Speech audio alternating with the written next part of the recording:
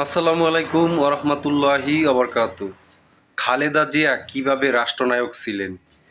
খালেদা জিয়া রাষ্ট্রনায়ক হওয়ার পিছনে এই পর্যন্ত যত নাম, তার যত সুনাম, সম্পূর্ণ ভিডিওটি দেখবেন আজকের ভিডিওটিতে সম্পূর্ণ কিছু তুলে ধরা হবে খালেদা জিয়ার প্রধানমন্ত্রী হওয়ার নিয়ে। সম্পূর্ণ ভিডিও দেখে আপনারা আপনাদের মতামত জানাবেন। ধন্যবাদ সবাইকে। আমাক অনেকে কয় যে রাষ্ট্রনায়ক হিসেবে খালেদা জিয়ার শেখ হাসিনার একটা তুলনামূলক আলোচনা করা। এইভাবে তুলনা করা খুব মুশকিল, কারণ আপনাকে তো আপেলের সাথে আপেলের তুলনা করতে হবে, তাই না? আপেলের সাথে তো কাঁঠালের তুলনা করা যায় না। আপনাকে তুলনা করতে হবে এমন একটা সমস্যা সমাধানে দুইজনের সিদ্ধান্ত নেওয়া যে সমস্যাটা একই রকম ছিল দুই সরকারের আমলে। তো আল্লাহর কি কাম, হঠাৎ করে একটা সুযোগ আসছে। ঠিক একইভাবে আপেলের সাথে অ্যাপেলের তুলনা করার আর কি, দুই নেতৃত্বের রাজনৈতিক সিদ্ধান্তের তুলনা করা, দেশ চালানোর তুলনা করা। আলোচনাটা শোনেন, তারপরে সিদ্ধান্ত নিয়ে না আপনি কে কেমন রাষ্ট্রনায়ক ছিলেন। এই যে নতুন বছরটা শুরু হলো না বাংলাদেশে, তো ভারত বাংলাদেশের দ্বিপক্ষীয় সম্পর্কের দুইটা গুরুত্বপূর্ণ সংবাদ দিয়ে কিন্তু শুরু হয়েছে। প্রথম খবরটা প্রকাশিত হয়েছিল একদম 1 জানুয়ারি, হ্যাঁ, বছরের পয়লা উপহার আর কি। এতে কয়া হয়েছে একটা গুরুত্বপূর্ণ খবর। তার আগে জানানি যে বাংলাদেশে কিন্তু ইন্ডিয়া পাটের পণ্যের উপরে অ্যান্টি ডাম্পিং শুল্ক আরোপ করছে আরো 5 বছর আগে, সেটা আরো 5 বছরের জন্য বৃদ্ধি করছে। 2017 সালের জানুয়ারি মাসে ভারত এই শুল্ক টন প্রতি $272 ধার্য করে। এইবার এটা বাড়াইছে, টন প্রতি $351.72 করা হয়েছে, অর্থাৎ সর্বোচ্চ শুল্ক প্রায় 40% বাড়ানো হয়েছে। দেখেন, আর দ্বিতীয় খবরটাও 1 জানুয়ারিতে প্রকাশিত হয়েছে। এতে কওয়া হয়েছে বাংলাদেশের ভূখণ্ডের উপর দিয়া এখন ইন্ডিয়ান প্রমোত্তরি ভারতের কাশি থেকে ডিব্রুগড় পর্যন্ত যাবে আর কি। তো বাংলাদেশ ভূখণ্ডের ভিতর দিয়ে কতটুকু যাবে? প্রায় 1100 কিলোমিটার আর কি। এই প্রমোত্তরিগুলো যে দেখেন, একই দিনে কিন্তু খবরটা হয়েছে। এই দুইটা খবরে কাঁঠাল রানীর আমলে বাংলাদেশ ইন্ডিয়া সম্পর্ক কেমন ছিল সেটার একটা স্পষ্ট চিত্র কিন্তু পাওয়া যায়। একই দিনে ইন্ডিয়া বাংলাদেশের কাছ থেকে আমাদের ভূখণ্ডের উপর দিয়ে চলাচলের বন্দোবস্ত আদায় করে নিছে, এবং অন্যদিকে একই দিনে বাংলাদেশের উপর চাপাই দিছে একটা অত্যন্ত অন্যায্য শুল্কের ভার। শুল্কটা আবার দিতে হবে কিন্তু ইন্ডিয়ান মুদ্রায়, বুঝছা, রুপিতে। তো মোট কথা, হাসিনার আমলে ইন্ডিয়ার সাথে বাংলাদেশের সম্পর্ক দাঁড়াইছে এরকম যে ইন্ডিয়া শুধু নিবে আর কিছুই দিবে না, বুঝছাও। আর বাংলাদেশ শুধু ইন্ডিয়ারে ভালোবেসেই যাবে। আর বাংলাদেশের একটা অথর্ব একটা বাণিজ্য মন্ত্রী আছে না, মোটা, টিপু মুন্সি। ওই টিপু মুন্সি ডিসেম্বরে দিল্লি গেছিল আর কি। ওইখানে দিল্লি থেকে ফিরে এসে কি কইছিল জানেন? কইছিল যে ভারত সরকারকে সে অনুরোধ করে আসছে পাটজাত পণ্যের উপরে যে অ্যান্টি ডাম্পিং শুল্কের মেয়াদ যেন না বাড়ায়। হে বালশুন, এটা কি অনুরোধ করার বিষয় নাকি? অনুরোধ করার জন্য মন্ত্রী হচ্ছে তুমি? গার্মেন্টস করে কাঁচা পয়সা বানাইছিলে কিছু, ভাবছো মন্ত্রিত্ব করতে পারবে একটা দেশের? হস মন্ত্রী, কিন্তু হাসিনার আর সব কটা মন্ত্রীর মতো তুমি একটা ভালশুন। যাই হোক, ইন্ডিয়া তো মুন্সির এই অনুরোধের কোন রকম দাম দেয়নি আর কি। উল্টা মুন্সি ফিরে আসার পরপরই এই অ্যান্টি ডাম্পিং শুল্কের মেয়াদ বাড়াই দিয়া এই হাসিনা সরকারকে, কাঁঠাল রানীকে হ্যাপি নিউ ইয়ার জানাইছে। আচ্ছা, অ্যান্টি ডাম্পিং কি? ও তো ভুলে গেছি, এটা আগে কইলে ভালো হতো। আচ্ছা ঠিক আছে, কয়ানি। ইন্টারেস্টিং জিনিস। বিষয়টা কি, এটা বুঝার জন্য, দেশ চালানোর জন্য, দেশের স্বার্থ রক্ষার জন্য খুবই জরুরি একটা বিষয়। তো বুঝানি, মানে চালচালা বুঝে যাবেন আর কি। মানে বিশ্ব বাণিজ্য সংস্থা আছে যে WTO, তারা অ্যান্টি ডাম্পিং বিষয়টাকে এইভাবে ব্যাখ্যা করছে যে একটা কোম্পানি যদি কোনো একটা পণ্য তার দেশের বাজারে যে দামে বেচে আর কি, তার চাইতে কম দামে যদি রপ্তানি বাজারে বিক্রি করে, তাহলে বলা যায় ওই কোম্পানিটা রপ্তানি বাজারে পণ্যটা ডাম্প করছে, বুঝছাও। তো এরকম একটা যদি পরিস্থিতি হয়, তাহলে যেই দেশে পণ্যটা গেল আর কি, যে রপ্তানি কইরা, মানে যারা আমদানি করলো, তারা ওই পণ্যের উপরে অ্যান্টি ডাম্পিং ডিউটি বা শুল্ক চাপাইতে পারে। কারণ হচ্ছে যে কোম্পানিগুলো করে কি, বাজার দখল করার জন্য অনেক সময় কোনো দেশে অনেক কম দামে মাল সামাল পাঠায় দেয় আর কি। তো এটা করলে তো যে দেশ আমদানি করবে তারা তো বিপদে পড়ে, কারণ তার এখানে স্থানীয় উৎপাদক আছে, তো ওইখানে তো একটা আনফেয়ার কম্পিটিশন হয়, অন্যায্য একটা কম্পিটিশন, বেইনসাফি হয় ওই দেশের স্থানীয় উৎপাদকের সঙ্গে। সেই জন্যে অ্যান্টি ডাম্পিং শুল্ক মানে ডাম্প করেছে হ্যাঁ প্রোডাক্ট, তো সেই জন্য এই অ্যান্টি ডাম্পিং একটা শুল্ক দেয় যেন প্রোডাক্টের দাম বেড়ে যায়। দাম বেড়ে গেলে তখন এটা প্রতিযোগিতামূলক হবে। বুঝতে সমস্যা হচ্ছে? আচ্ছা আরো ভালো করে এটা বুঝাই দিই আর কি। ধরেন চীন আমেরিকার কিছু কম্পিউটার পাঠাইলো কম দামে আর কি, রপ্তানি করলো। তো আমেরিকা হিসাব নিকাশ করে চীনকে কইলো যে হামগের কাছে যে দামে কম্পিউটারটা বিক্রি করছো, তুমি তো নিজের বাজারে তার চাইতে বেশি দামে বিক্রি করো, হাঙ্কেরে কেন তুমি কম দামে বিক্রি করলা? তো তার মানে তুমি এই কম্পিউটারটা আমার দেশে দাম করছো, তাই না? তো এই কারণে তো আমার দেশে যে উৎপাদকরা আছে যারা বানায় কম্পিউটার, তারা তো তোমার সাথে একটা বেইনসাফি প্রতিযোগিতায় লিপ্ত হইলো, তার সাথে তোমার সাথে তো প্রতিযোগিতা পারবে না, তাই না? তো এই অন্যায্য অবস্থার প্রতিকারের জন্য আমরা তোমার উপরে, কম্পিউটারের উপরে আমরা একটা অ্যান্টি ডাম্পিং শুল্ক বসাচ্ছি যেন তোমার দাম আমার বাজারে আমার স্থানীয় উৎপাদকের দামের সমান হয়, ফেয়ার কম্পিটিশন করো, বুঝছাও? তো তাইলে ইন্ডিয়া যখন বাংলাদেশে পাটজাত পণ্যের উপরে অ্যান্টি ডাম্পিং শুল্ক চাপায় দেয়, তাইলে ইন্ডিয়া কইতে যাচ্ছে ওইসব পণ্য আমরা বাংলাদেশে যে দামে বিক্রি করি তার চেয়ে কম দামে আমরা ইন্ডিয়াতে রপ্তানি করছি, ফলে ইন্ডিয়ান পণ্য প্রতিযোগিতায় মার খাচ্ছে, তাই না? তাই তো বোঝা যায়। তো সব আইনেরই তো অপপ্রয়োগ আছে, তাই না? তেমন এই আন্তর্জাতিক অ্যান্টি ডাম্পিং আইনেরও অপপ্রয়োগ করে থাকে অনেক দেশ। শুধাই অ্যান্টি ডাম্পিং শুল্ক বসায় দেয় কোনো দেশ আর এক দেশের পণ্যের উপরে, ঢুকতেই দেবে না। নিজের মার্কেটে আমি আর কাউরে ঢুকপার দেবো না আর কি, বুঝছাও? তো তাইলে এরকম অন্যায্য আচরণের যদি শিকার হয় কোনো দেশ, কার কাছে বিচার দিবে? এখানে ব্যবস্থা আছে? এই জন্য একটা ব্যবস্থা আছে, সেটা হচ্ছে ডাব্লিউটিওর কাছে একটা ডিসপিউট সেটেলমেন্টের জন্য বা বিবাদ নিষ্পত্তির জন্য একটা কেস দায়ের করা যায়। তো তাইলে হাসিনা এই ক্ষেত্রে কি করছে পাটের ক্ষেত্রে? তো টিপু মুন্সি যখন ইন্ডিয়ার কাছে বাংলাদেশের পাটের পণ্যের উপরে যে 2017 সালে যে অ্যান্টি ডাম্পিং শুল্ক দিছিল না, সেটা প্রত্যাহারের যখন অনুরোধ জানাইছিল, তার মানে তো ধরে নিতে হবে যে বাংলাদেশ ইন্ডিয়ার এই শুল্কটা চাপানোটা অযৌক্তিক বা বেইনসাফি বলে বিবেচনা করে, ঠিক তো, তাই না? তাছাড়া সে রিকোয়েস্ট করবে কেন? তার মানে ইন্ডিয়াতে যে মূল্যে আমরা এসব পণ্য রপ্তানি করি, বাংলাদেশে তার চাইতে কম দামে আমরা বিক্রি করি না, সোজা হিসাব। বরঞ্চ ইন্ডিয়া এই শুল্ক আরোপ করছে নিজের উৎপাদকদের প্রোটেকশন দেওয়ার জন্য, তাই না? তাহলে হাসিনা সরকারের কি করা উচিত ছিল? ডাব্লিউটিওতে একটা কেস করে দেওয়া উচিত ছিল, তাই না? দেখে আসলাম তো আমরা তো আগে দেখে আসলাম, তাই না? তো 2017 সাল থেকে তো 5টা বছর পার হয়ে গেছে।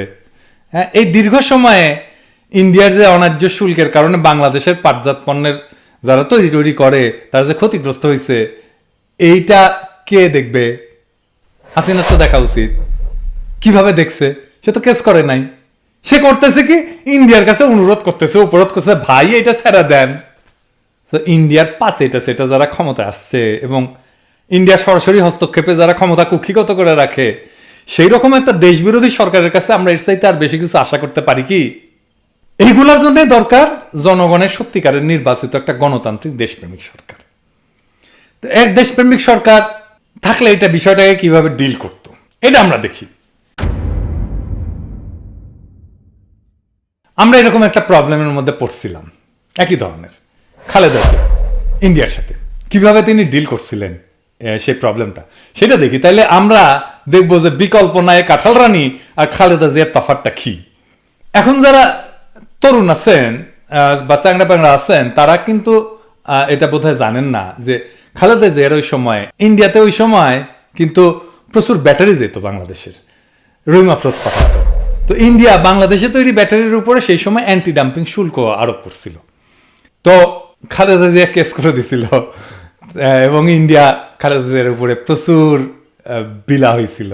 হ্যাঁ, বিএনপির উপরে যে ইন্ডিয়া বিলা, তার অন্যতম একটা প্রধান কারণ কিন্তু অনেকগুলোর মধ্যে এটা একটা। তো এইটার মূল্য কিন্তু খালেদা জিয়া এখনো দিচ্ছেন, তার পরিবার দিচ্ছে, তার দল দিচ্ছে। তাই এই ঘটনাটা আমাদের বিশদভাবে জানা দরকার, তাই না? আসেন আমরা একটু দেখি। বাংলাদেশ থেকে ইন্ডিয়াতে ওই সময় 98-99 থেকে 2000-2001 সালের মধ্যে যে ব্যাটারি রপ্তানি, এটা প্রায় 2.5 গুণ বৃদ্ধি পেয়ে $1.3 মিলিয়ন উন্নীত হয়। অনেক বাড়ছে, কিন্তু ওই অর্থে ভারতে বাংলাদেশের যে মোট রপ্তানি সেইটার 1000 ভাগের 2 ভাগও না, কিন্তু এটা বাংলাদেশের এই সামান্য রপ্তানির উপরে ভারত 2001 সালে অ্যান্টি ডাম্পিং শুল্ক আরোপ করে। তো 2001 থেকে 2002 সালে বাংলাদেশ থেকে ইন্ডিয়াতে ব্যাটারি রপ্তানি সম্পূর্ণভাবে বন্ধ হয়ে যায়। তো এই সিদ্ধান্ত কে নিছিল? ইন্ডিয়ায় শুল্ক আরোপের সিদ্ধান্ত নেয় ওই দেশের মানে ইন্ডিয়ার অ্যান্টি ডাম্পিং মহাপরিচালকের দপ্তর, director general of anti dumping মানে ডিজিএডির সুপারিশ অনুসারে। তো ডিজিএডি এটা কেন করছিল? কারণ ইন্ডিয়ার 2টা ব্যাটারি কোম্পানি অভিযোগ জমা দিচ্ছিল।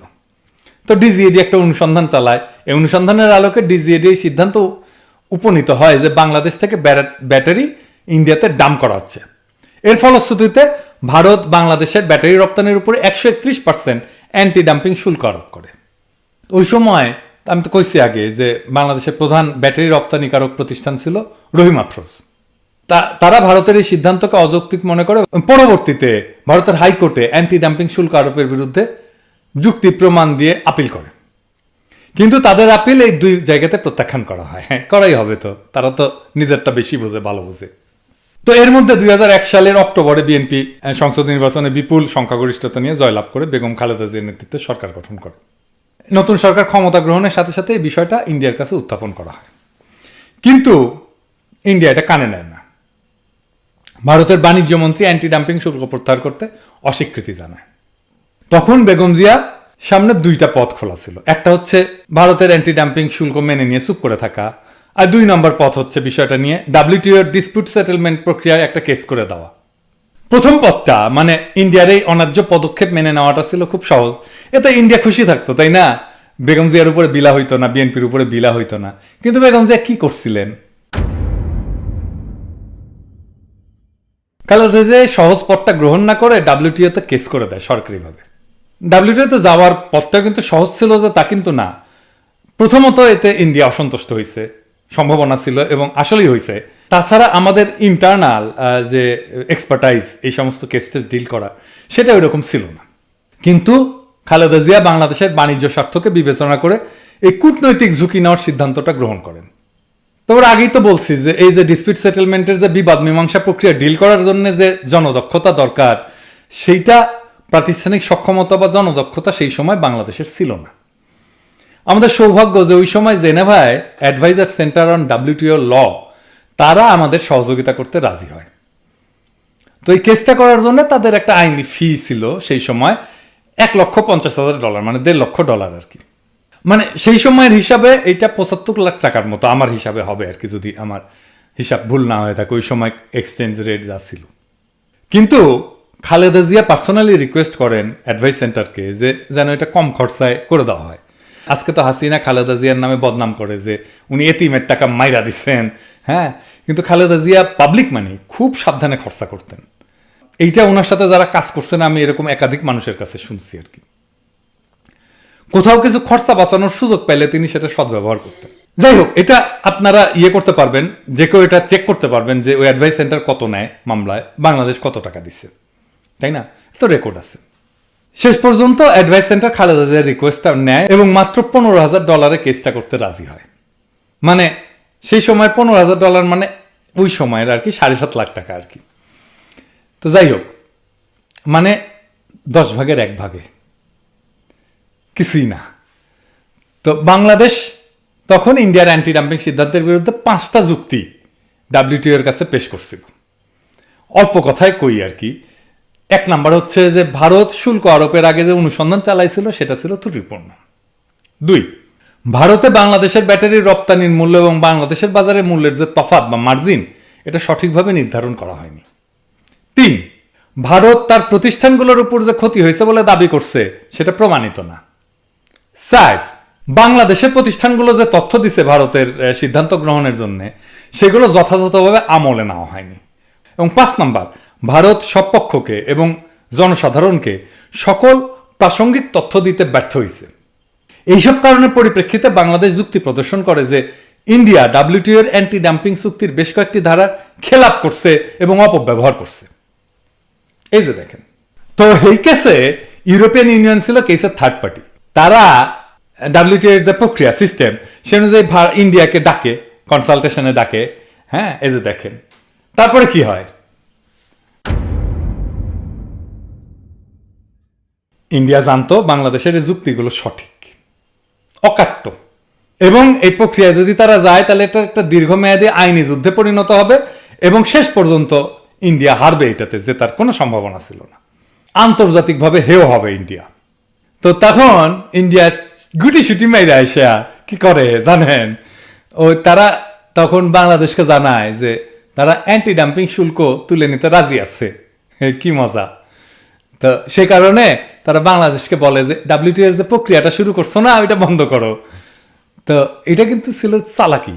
হ্যাঁ, এটা কিন্তু এরকম চালাকি করে, মানে বাংলাদেশ যদি ডাব্লিউটিও এর প্রক্রিয়া বন্ধ করতো তাহলে ইন্ডিয়ার জিন্দিগিতে আর শুল্ক তুলতো না। হ্যাঁ, ওই যে দামাল সিনেমার পরিচালক আছে না, ওই যে রায়হান রাফি, আমার ফোন কইরা কইছিল যে আমি ওই যে আমার সিনেমায় যে রাজাকারের কণ্ঠে নারায় তকবির দিচ্ছি ওইটা কিন্তু বদলাই দিব, আপনি একটু আপনার স্ট্যাটাসটা ডিলিট করে দেন। একদম ইন্ডিয়ান স্টাইল আর কি। আমি ডিলিট করে দিছি এবং তারপরে শেয়ার বদলায় নাই। খুব চমৎকার হিসাব আর কি, বুঝছাও। তো তার উত্তরে খালেদা জিয়া ইন্ডিয়াকে জানাইছিল কি জানেন, আমার ওইটা ফলো করা উচিত ছিল। উনি বলছিলেন যে ইন্ডিয়া যদি সরকারিভাবে অ্যান্টি ডাম্পিং শুল্ক তুলে নেওয়ার ঘোষণা দেয় তবেই কেবল বাংলাদেশ ডাব্লিউটিওর আইনি প্রক্রিয়া সমাপ্তি টানবে এবং ইন্ডিয়াকে বাংলাদেশের অবস্থান মাইনে নিতে বাধ্য হইতে হয়। 2005 সালের 4 জানুয়ারি ভারত কাস্টম নোটিফিকেশন 1/2005 জারি করে এই অ্যান্টি ডাম্পিং শুল্ক চূড়ান্তভাবে বাতিল করে। এরপরে বাংলাদেশ এবং ভারত উভয় পক্ষই ডাব্লিউটিওকে জানায় যে তারা একটা সমাধানে উপনীত হয়েছে, তারা নেগোসিয়েট করে ফেলছে। এর ফলশ্রুতিতে 2006 সালের 20 ফেব্রুয়ারি ডাব্লিউটিওর এই আইনি প্রক্রিয়া টার্মিনেট করা হয়। বাংলাদেশের অর্থনৈতিক এবং বাণিজ্যিক স্বার্থ অক্ষুণ্ণ রাখতে বেগম জিয়ার সরকার আন্তর্জাতিকভাবে যে পদক্ষেপটা নিছিলেন তার জন্য প্রয়োজন ছিল কি? প্রয়োজন ছিল সাহস, অসীম সাহস, প্রচণ্ড দৃঢ়তা এবং অকৃত্রিম দেশপ্রেম। এই কঠিন পরীক্ষায় তারা অত্যন্ত কৃতিত্বের সাথে, সাফল্যের সাথে মাথা উঁচু করে উত্তীর্ণ হয়েছিলেন এবং আমাদের কূটনৈতিক এবং অর্থনৈতিক ইতিহাসে এই অর্জন সবসময় স্বর্ণাক্ষরে লেখা থাকবে। আর অন্যদিকে কি করছে দেখেন হাসিনা, 5 বছরের বেশি সময় ধরে ইন্ডিয়া বাংলাদেশের পাটজাত পণ্যের উপরে অন্যায়ভাবে অ্যান্টি ডাম্পিং শুল্ক দিয়ে রাখছে এবং তার মেয়াদ এই মাসে বাড়াইছে আরো 5 বছর। ইন্ডিয়ার পাচাটা গোলাম এ নতজানু কাঁঠাল রানী হাসিনা ভারত সরকারকে মৃদু অনুরোধ করা ছাড়া আর কোনো কিছুই করে নাই, ওর নাকি বিকল্প নাই। তো আজ যখন ইন্ডিয়ার প্রমোত্তরীগুলা বাংলাদেশের বুকের উপর দিয়া এদেশের 1100 কিলোমিটার দীর্ঘ নদীপথ ব্যয় চলবে আর আমাদের দরিদ্র পাট চাষী ভাইরা আর পাটকলের শ্রমিকেরা অসহায় দৃষ্টিতে তাকায় তাকায় দেখবেন, আফসোস করবেন এবং আক্ষেপ করবেন এবং হাহাকার করবেন, এইটার জবাব কি হাসিনা দেবে? তাই আজকা আমাদের কৃষক আর শ্রমিকদের জানা দরকার ওই প্রমোত্তরীর আনন্দে লুকায় আছে তাদেরই বঞ্চনার শব্দ।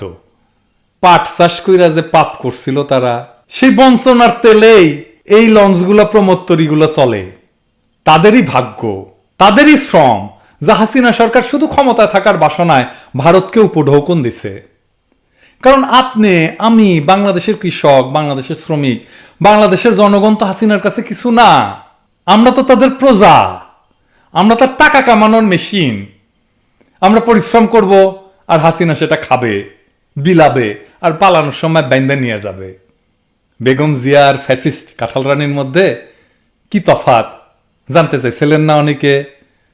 বুঝছাও তফাৎটা কি?